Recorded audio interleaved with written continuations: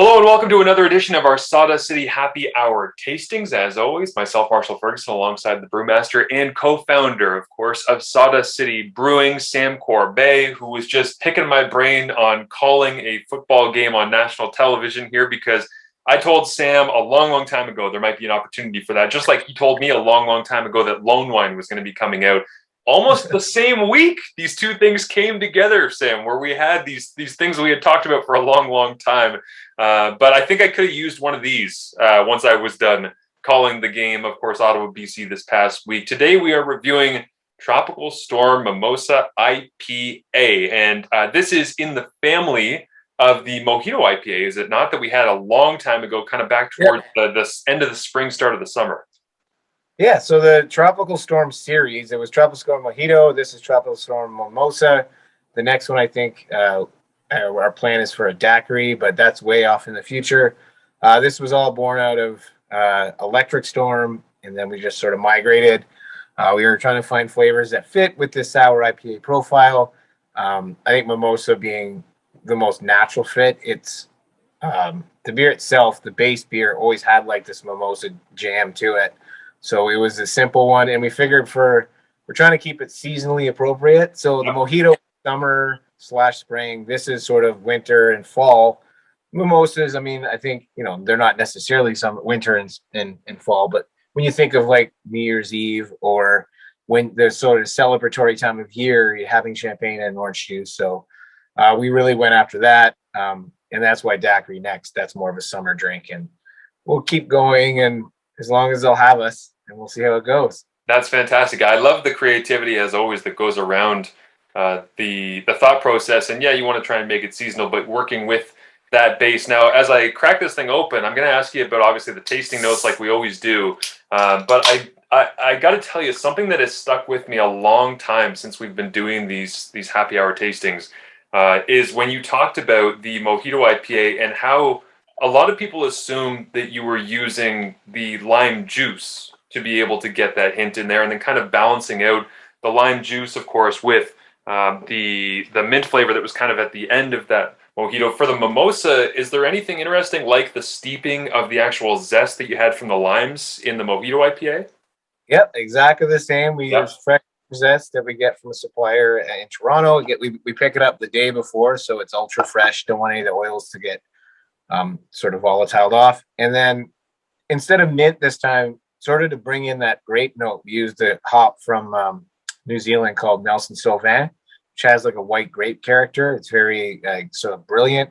So that sort of, we swapped out some hops to bring in this Nelson to give it that sort of white wine-esque champagne flavor, and then the orange zest on top to give it the oranginess. And it was, I mean, the color's orange and the flavor already had that tart orange anyways. And it has an incredible finish. Like that's one of the first things that jumps out to me on this was it feels really complex because it's not just flatline, hey, this is orange juice and beer. Like this is the ending of this, and I don't know how to put my finger on it, but as the man who made it, tell me what I'm tasting here at the end. Well, I do get that sort of white grape Nelson Sauvin head at the end. It's very, and then the helps as well, like the acidity. Again, it's for 6.9, it's far too drinkable. Yeah, that's a staple of Sawdust City that I've come to love, and I think a lot of people have come to love. It's a love-hate relationship with me sometimes. Last Saturday was a hate. I decided to share some Lone Wine with my neighbors and friends, and doesn't take many. I actually love the video that's on sawdustcitybeer.com where you have yourself and James and a couple of the other brewers talking about, what it's about it. And at the end, you'll know who it is. Name escapes me off the top of my head, but I say, yeah, I would share this one with friends because the Lone Wine is up there at the 11.2 ABV. But again, this is for 6.9. I mean, one of my friends actually, when you sent us kind of the sampler and the taster pack, as always, I gave it to one of my good buddies, Scott, and he was watching the Hamilton Tiger Cats Montreal Alouettes game with it last weekend. And he couldn't believe how smooth it was for this. But that was something that was extremely similar to, I remember, again, in the Tropical Storm Mojito, where you take the first couple of sips and it's really enjoyable because of the flavor profile. But then you realize just how smooth it is for the value that you're getting, which, again, I've always appreciated that about you guys, but specifically with the Tropical Storm base, it feels like that's really something that's a strong part of its game. Yeah, the acidity really helps make it more drinkable. Like it cuts through. Like it's actually like the finishing gravity is pretty high, which it always messes with my head because it should be heavy, but it's light and zippy and um it really for all intents it shouldn't be, but it is. And sometimes science and magic come together, and I'll take the magic every day. Yeah, yeah. I was gonna say that's everyday magic is already obviously a staple of yours. That is another one that I love. That's an IPA, but yeah, the I think different flavors that you get out of this series with the creativity is what makes it pretty unique. Now, we've talked a lot about IPAs. You guys have got a lot of different styles and versions and approaches and all of the rest. And for you, being able to work with this Tropical Storm base and turning it into these kind of creative outlets, where do you kind of put that in the things that you enjoy doing the most when it comes to IPA culture? Because there's so many different ways to try and approach that overarching brand. Well, I think it's the thing about it that can be, you can let it be frustrating or you can sort of embrace it. This culture is that you can either get frustrated and say, I'm tired of making IPAs, move away from it, or sort of embrace it and go like, how do I make myself different or stand out in this crowd? And then focus your energy on and thoughts on tweaking your recipes or adding something new to a category that's already swollen. And I at a year or two ago, I was in the frustrated camp, but then I was like, well, what's the point? Why just embrace it and make it your choice to enjoy it and figure out new things and have some fun with it. And we have, and like even today we were finishing off the last of our IPA 4-pack that's coming to the LCBO in about 3 weeks. So tomorrow we'll be putting the 4-packs together, but we got 4 beers, 2 new IPAs that will be going in there along with 2 staples. And, it does show the versatility of where the IPA brand can be. We have a West Coast in our Lone Pine. We have New England in Everyday Magic. We have a double IPA with Super Juicing, and then we have a black IPA in Reunion Tour. And like each one of them is very different from the next. So there is versatility. And then that doesn't even include sour IPAs with orange juice in them and all the other things that you can do. So, or a session IPA. We actually talked about doing the 6-pack, but the price point was going to be a bit too high, so we kept it to a 4, which allows you. I mean, it's not as much freedom, but it still shows the versatility of the IPA at a price point that more people will pick it up. It's called Impulse. It's called Impulse Buying. We'll be able to see it at the LCBO very shortly. Awesome, yeah, and I love that answer too because it feels like a lot of people limit themselves into, well, an IPA is an IPA is an IPA, but when you give them a 4-pack like that with so many different approaches, people kind of start to realize if you get that right impulse buy that you all of a sudden you got 4 completely different things in front of you. And I love too, I have my fiance got me a flight for home that back when we're allowed to have more people over and all the rest consistently. I'm excited to be able to use because it's packs like that you get from the LCBO that do open people's eyes to variety, because for such a long time a lot of people in my life have always been, whether it's the basic beers, your Coors and your Miller Lights and all that kind of junk, or if it's, well, I'm a craft beer person. Okay, what do you like to drink? Well, IPA. Well, what type of IPA? Well, it's whatever's 8%. Okay, well, like an IPA is not defined specifically by the ABV. It's defined by the style and the flavors and the notes and the approach, right? Yeah, and there's, the other exciting thing is that because there is such a demand on IPA, a lot of the the conferences that we go to and the talks that we hear, there's a lot of attention paid to that category. And if you are open to learning, there's so much, and the science and the techniques are always changing and expanding. And it just seems like we're learning something new every month.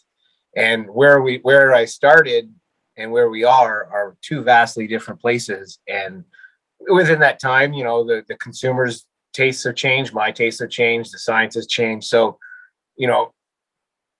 it's an evolving thing, and you can sort of just over the last 10 years, you can see it just growing into this thing and sprouting off new leaves. And it's been an exciting time. And if you're an IPA fan, I mean, I don't think there's any reason to not continue to be excited about where this is going and what the future holds for IPAs or craft beer in general. Like, if you decide you don't want to drink IPAs anymore, move on to something else. There's always something there, but also keep in mind that your IPA from 4 years ago is not the IPA you're going to get Yeah, next. and I would say as well, from a personal perspective, that these conversations with you have opened my eyes because I was not always guilty of that. I had interest in other things, but you've really opened my eyes, and I hope people that enjoy these have had their eyes open to the idea that yeah, there is a lot out there, and there are more approaches, even to a specific type of beer that you might love. There are different ways to be able to enjoy. The last thing I want to ask you about here, Sam, today is that you mentioned that there's some stuff coming out with this four taster pack that's going into the LCBO, and I know that there's a great variety of stuff that's coming in the next little while. You guys are always, and I'm always amazed by this, brewing so far ahead, thinking so far ahead, because you have no choice, right? You have to be able to do these things because that's the business. But can you give people, even if it's not specific, just a hint of what might be in and around Christmas? I know that seems like a long ways away, but I'm just wondering because that is such a festive time of the year where people come together and want to have drinks. And I want to just put on people's radar way ahead of time what might be coming down the pipeline here and available in and around Christmas time. All right, Christmas time. Well, first we'll have our Titania Bourbon Barrel Aged Imperial Stout, which will be early November, late October. I was actually talking to my buddy Dave at Eastbound yesterday. We do a Sam and Dave beer every year for Christmas, and this is our 5th anniversary of doing it. So we're putting together that collab. Usually it's a Belgian bent side of beer. So last year we did a Belgian Dark Strong. The year before was a blonder beer. So I don't know. We were talking last night about maybe a Kvike. We'll see. We're still in the early stages with that one. We're hoping to do a collab with Muddy York. We're thinking about doing a wee heavy, which is a bit more malty. And I'm really keen on doing maybe a Doppelbock. We'll see. That might just be my own personal thing that may or may not happen. And I think we're looking at a black cherry goza, and of course a little earlier than Christmas, but early November we're gonna do the 10th anniversary of Golden Beach will be a triple IPA, like a big version of Golden Beach, but it'll be 10% because it's the 10th anniversary. November 18th was the date that we released it, so that'll be the 10th anniversary. So that'll be Christmas-ish. So there's a lot. I mean, like you said, it's a celebratory time, and we do like Christmas beers, and it's something that we want to focus on more because, that's the time of year that people want to get out and have something new, go to parties and show people and talk about it. We want to be a part of that conversation. So we're going to, there'll be a bunch of new stuff coming out around Christmas. Yeah, what a great variety. I love that. And by the way, the triple Golden Beach Pale Ale sounds like a perfect accompaniment for a Grey Cup. Might be a little heavy, maybe a 10%, but I can see a lot of people wanting to go to a Grey Cup or a Grey Cup event, and you don't want to sit there and be slinging back 4% beers to try and have yourself a good time. Maybe you just grab one of those and make that to a party going forward, which of course coming up in the second week, I believe, actually of December in Hamilton. So that would be a nice pairing. I wouldn't suggest to use that as the tailgate beer as we discussed earlier. But it might be a third quarter as they shut the bar down to move into to ride out the fourth quarter type of beer. Read my mind. That is perfect. Sam, thank you as always for this. Again, if anybody wants more information on any of the Sawdust City beer, you can follow them on social, Twitter and Instagram at Sawdust City Beer. And of course, go to sawdustcitybeer.com for the full lineup of what's available on tap. Cheers. Cheers, Marshall.